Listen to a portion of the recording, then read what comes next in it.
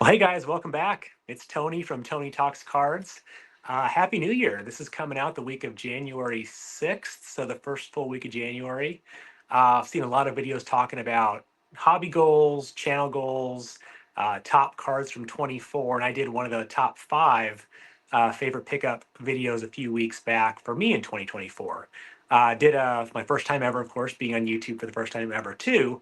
Did a hobby goals video in the past, and also a channel video or channel goals video just a little bit ago as well. So here we are in 6 days in, and hopefully my goals aren't too all over the place yet or not going to happen. But I thought one thing I want to do here, and it's going to just to give you guys a little bit of a background. My work gets pretty busy from now until February and March, just based on the seasonality of what I do. So I'd like to do a lot more prepared videos of cards and stories, but the next few weeks, I may just do more talking, given the limited amount of time I have here between things during the day, on the weekend, other responsibilities. So this will be more of just a talking video, although I think, greater aspirations to do a bunch more videos or I should say graphics and kind of things to document what I'm going to talk about today. But you'll have to just settle for me talking. Hopefully that's okay here for this video and I don't ramble on too much. So I went back. This is based on a post I did on a Facebook post I did in one of our the Vintage Wax and Packs group, New Year's Eve actually. So back by background, I keep all of my collection in an Excel spreadsheet. I'm an accountant, so that's what's good and normal for me. And I look back at what I bought in 2024, what I sold, and what I still have from prior to that, my kind of ending inventory of what I own, what I collect. And a few interesting things popped out, and maybe you guys can relate, or maybe I was just all over the place in 2024. I don't know. I hope to be more focused here in 25. But I noticed four things, four unique collecting patterns of mine last year. I wanted to just talk about them here in free form. And hey, let me know what you think in the comments. If you give me a thumbs up, like, or if you did similar things in prior years, or maybe you haven't done that, let me know. And maybe I'm more all over the place here in 24 than I wanted to be. So, but there's four distinct things I noticed in 24. First, prior to that, I've always been a really big football card collector. I had baseball cards from collecting sets back in the day and buying full sets, but football was all it was. And so I look back at my buying patterns for 2024, and I bought 65% of what I bought was football. So that kind of made sense. About 20% was baseball, made sense. A lot of it was Bach. I shouldn't say that yet. 20% was baseball. And then the other 20-ish percent, 15, 20-ish percent was non-sport. So I got into, movie cards, video game cards, Garbage Pail Kids, Star Wars, things like that. So that was my overall buying pattern. Still about two-thirds were football. When I look back at what I actually did, it differed by period, by year, or by quarter, I should say. So the first 2 months of the year, I bought almost 100% football cards. I was trying to kind of recomplete some vintage sets I had when I was younger, kind of build them from scratch again. Some of the like 86, 87, 85, 84 tops football. Bought some lots, bought some partial sets, trying to recreate, I guess, my childhood by buying some of those in singles and sets and partial sets. And that was all I bought the first 2 months of the year. 100%, literally my eBay, my Facebook purchases, my PayPal account purchases, all football, crazy, 100% of it. From March to August, I did football as well, but it was all packs, boxes, unopened boxes, packs, rack packs, solo packs. If you've watched me and know me from the Vintage Wax and Packs group, that is what I love. Unopened boxes of cards, the surprise, what could be in there. And then with things like solo packs and rack packs, you can see usually the top or back card. You can see if there's a star showing, your favorite team is showing. I went like 90% into that from March through August. Kind of like there's stuff sprinkled in there too, other types of things, but it was crazy how much of that one thing was just that. And then in August, I remember specifically I saw a post about someone selling, I think they were Donkey Kong, the video game Donkey Kong from 1982. There were like three, four, or five, card packs created. Now, Donkey Kong came out before I was buying packs and cards. I played it, but didn't know where these were sold. They were probably well gone by the time I started buying cards. But I thought those are cool. The wrappers were neat with the Donkey Kong animal, the logo on the front. I bought some of those, and that led me down the rabbit hole of literally for the next 6 or 8 weeks, 80% or more of what I bought was non-sport stuff. I was like, well, if that's cool, what about Pac-Man? If that's cool, what about Star Wars?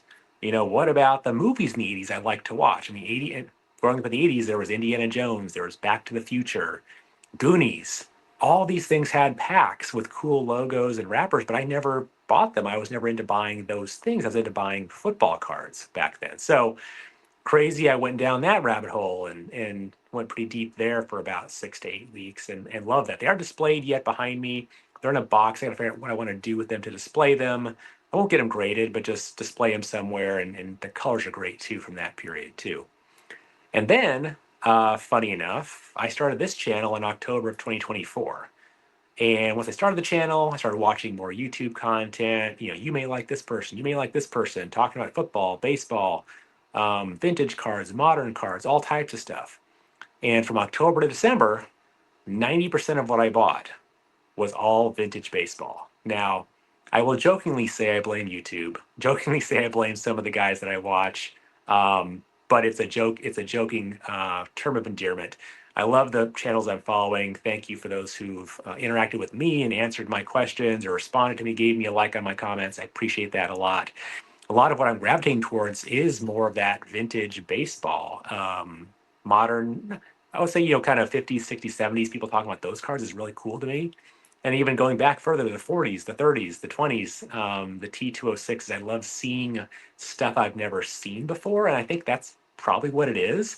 I knew about these things. I mean, when I was in grade school, you guys probably can relate to this as well. If you pulled up a Beckett, a sports card, other magazine, a guide, common, media would talk about the Honus Wagner, the Gretzky Honus Wagner. Big cards were like the Nolan Ryan rookie.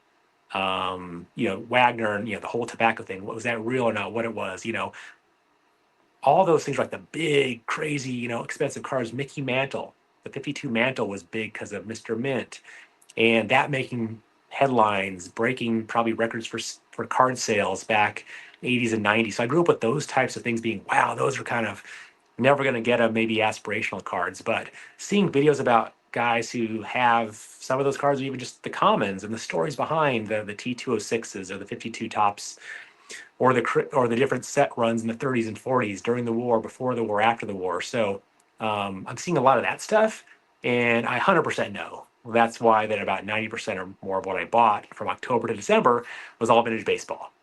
I've shown some of it on this. My first card was an Ernie Banks in 1971. I've added 4 or 5 more Banks since then. Some raw, some graded. I haven't gotten to all those on the channel yet, but I may kind of slowly show them off as I get more or as I kind of have more time in my schedule to do that. But I bought quite a bit of that, quite a bit of other Hall of Famers, like in the 3 to 5 range. Nothing crazy high, nothing a beater. Just looks good to the eye. Nice centering ish is decent, but good corners hopefully. So I'll show some of those off on the channel in the future too. But it's funny that how a YouTube channel, and then suggestions and who I'm following, who I'm liking, and the content I really enjoy learning about now and educating myself about now, informed about 90% of what I bought was stuff that I'm seeing and getting into. So baseball, vintage Hall of Fame baseball, Cubs, and Ernie Banks were a large, large percent of what I bought in the last part of 2024. So looking back, I had these big 4 different types of investing time frame, or not investing, I shouldn't say that, collecting time frames. This is not investment for me. This is just simply for fun. I don't sell unless I want to buy something better, and I don't plan to retire off these cards for sure. But yeah, the first one was all 80s vintage football, taking me back to my childhood. The next 4 or 5 months was all about graded packs, unopened packs, cello packs, rack packs, boxes of cards. I love boxes of cards. That is the thing I will always fall back on. I don't want to ever sell those. They take me back to my local card shop, seeing unopened boxes and packs for sale on the store shelf, under the glass case, opening up myself. Those are great memories. So I'll never lose that. But that was middle 5 months of the year. And then funny, a non-sport rabbit hole I went down for about 6 to 8 weeks in the fall. And I love those packs, love the colors, the wrappers, those are great. But then wrap the year up with YouTube and vintage baseball, graded and non-graded Hall of Famers, and some Cubs guys in there too. So it was I wouldn't have thought that had I not kept this schedule in Microsoft Excel of what I bought, when I bought it, the type of thing I bought, and how much of it I bought. So, have any of you guys gone through that kind of a hectic buying pattern in one year? That's not usually me. Like, I've been all focused on football, mostly football unopened, baseball unopened too.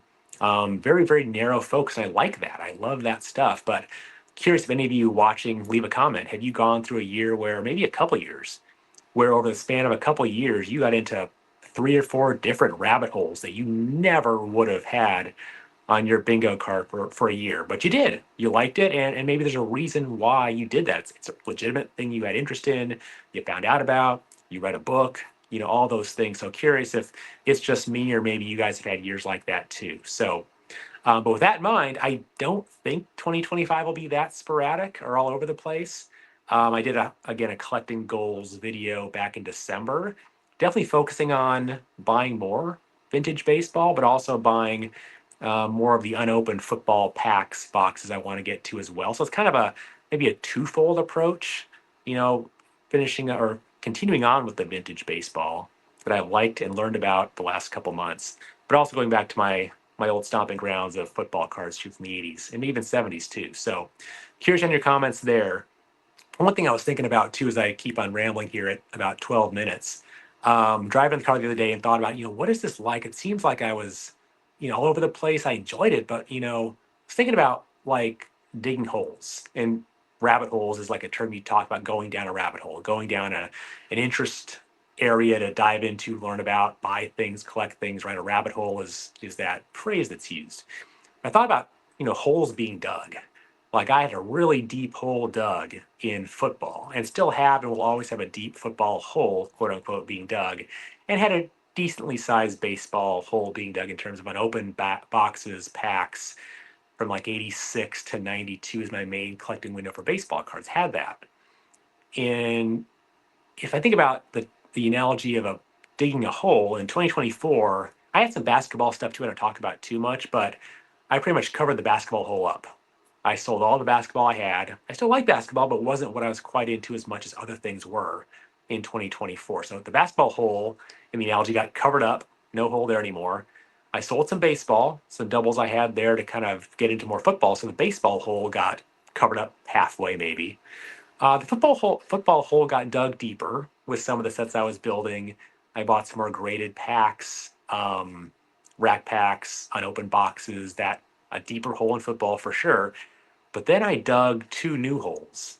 Right, the first hole I dug new was non-sport wax packs, the Pac-Man, the Goonies, the Garbage Pail Kids, the Star Wars, the Alf. Who watched Alf in the 80s? I have a couple Alf packs I bought for a couple bucks each. So that hole got dug. That hole is not there anymore, ever. But that hole got dug in 2024, and it's probably going to stay the same depth. I don't think I'm going deeper into that. At least I say that now, but I guess I'll check back in 12 months and see what happened. But that hole got dug, a new hole that wasn't there before. And then the hole of vintage baseball, graded, non-graded, Hall of Famers, Cubs. The stuff I had was from the 80s and 90s, and that was cool. That was my collecting period. But I got the shovel out, found a new piece of dirt, and dug a deep-ish hole in terms of my Hall of Fame baseball collection, graded or not. So I guess I have some new holes I'm digging. I filled in one hole, meaning basketball, dug a few new holes. Now I've got like 4 or 5 holes in various stages of being dug. So I don't know if that's too distracting in terms of the number of interest I have, or I just need to focus more on 25. So anyway, I want to do more graphics and kind of show some of the cards with this. But again, it's a little bit of a crazier time of year for me. I promise I'll show off the vintage baseball cards I got in probably future videos, maybe 2 or 3 at a time, based on common teams or reasons I bought them or grades or something like that. But I'll get to those eventually here in 25. But just want to do a little quick, I guess, 15-minute video here on my rambling and my kind of realizations about 24. And again, love to have you interact if you have comments.